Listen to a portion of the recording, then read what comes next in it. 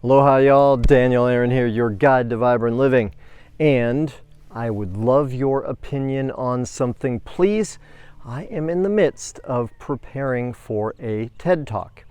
And as my compatriot Blake so aptly clarified, one of the best things about a TED Talk is just actually the preparation for it, because it forces one to really get clear on what is the most important thing I want to share.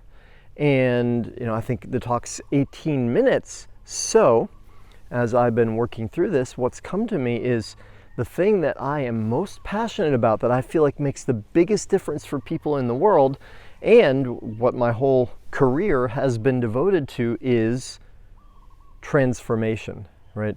The idea of moving beyond our previous limitations, moving beyond our limiting beliefs, our pains, our wounds, and becoming somebody new, who we want to be, what is our destiny, our dharma, our future self, our highest potential. One, because that's why we're here, right? That's why spirits have come into physical form, for the purpose of evolution. Now, as I was reflecting on this, and I shared recently the story of when I got the opportunity to play Braveheart and what a big impact that meant for me. I'll put the link down there so you can watch that if it's interesting to you. I was thinking about Braveheart was such a compelling character, right? If you haven't seen the movie, I recommend it. And right, he stood for freedom. He had a heart that was full of love, which gave him the courage to stand up against tyranny. And yet, what was he about? He was a warrior. He was killing people, right? Now, let's go back a little bit further.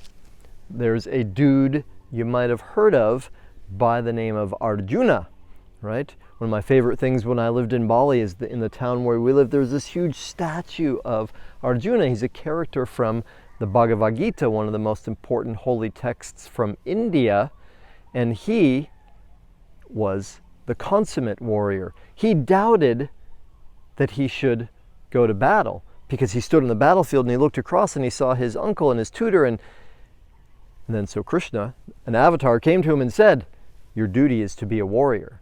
Well, fast forward, you and me right now, your duty, my duty, is to be a warrior, and we are in different times, spiritual warriors. And I know they're like fancy funny t-shirts that say spiritual gangster, spiritual warrior, and it's fashionable. But what I mean, though, when I say spiritual warrior, is that it's not that you have the courage and the strength to pick up a sword or a spear or a gun and go to war and have physical violence. No, the courage for a spiritual warrior, what we are practicing for, what the spiritual practices are for, well, in the words of Sri Bhagwan Rajneesh, all practices are for the purpose of being able to love better.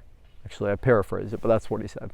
And our job, our courage, the strength we need is to, one, be willing to look inside and face the shadows, the pains, the things that the ego brings up, right? Our judgments, we all have them. We're all human. We have those parts of us.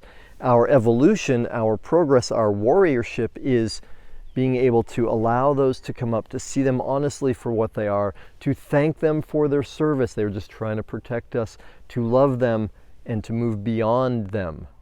We need courage to be introspective, self-reflective, to face those things inside ourselves. And we need courage to be able to choose differently in the face of conflict and challenge. It's very easy for someone to come at us, to be negative, to be judgmental, right? And for us to want to react in kind to match their vibration. In fact, mirror neurons physiologically impel us toward that. So the second type of courage we need is to be able to say, I'm going to take a breath and not give in to that reaction. Instead, I'm going to breathe regain my center, self-regulate, so I can make a different choice, a higher choice that contributes to the vibration of the planet, the person we are with, that raises our evolutionary game together.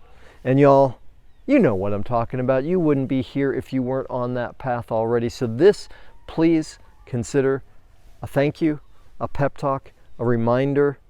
May we all have more courage, more warriorship in that way. Thanks, y'all. Aloha.